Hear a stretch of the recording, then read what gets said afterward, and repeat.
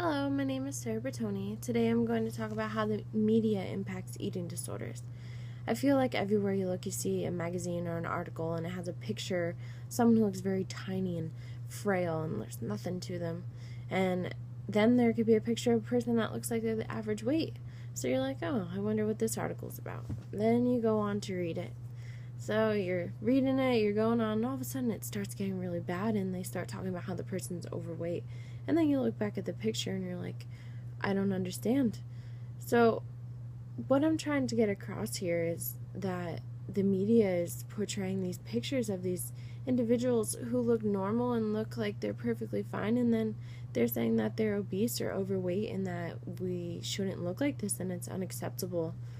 I read these articles and I think about how these people that are being written about, what they must feel like how upsetting and degrading it must feel.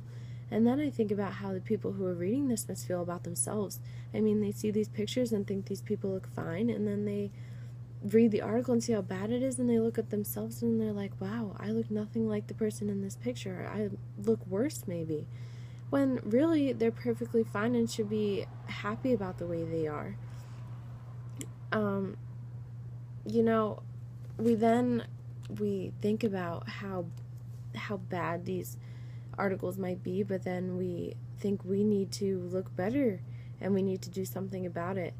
So, I mean, some people are able to look past these articles and don't care what people say and only care about what they think, but most people, I mean, today in our society, they think they need to do something about it and they need to fix it, so they resort to eating disorders such as bulimia or anorexia, and this could take them down a very scary path, and some are never able to recover from it.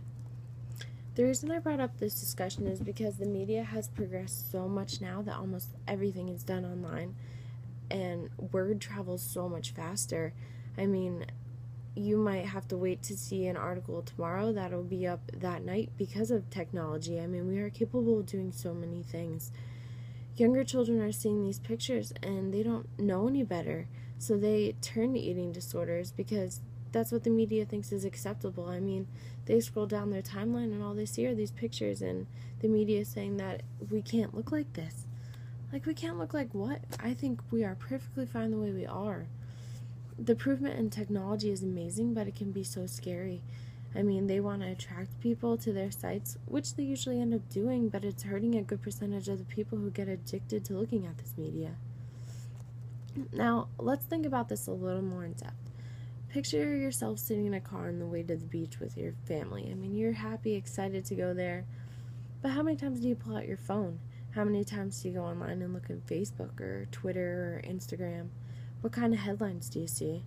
Most of them are usually about something crazy or something bad, and that gets your attention, right? I mean, you want to know what it's about, so you click on and you read it. The media knows us. They know what we look for. They know exactly what articles to put on there so that there's no possible way we're going to skip it. Now picture yourself back when you were 14 or 15. You're just beginning to be a teenager and you want to fit in, so you go on the internet and you browse something and look to see what's popular and trendy. You look up these articles and you see pictures of girls who are skin and bones, and the headlines will say something on the lines of the perfect body. I mean, what is the perfect body? At age 14, you think that looking like the girl in the picture is the best way to fit in, when really it's the complete opposite.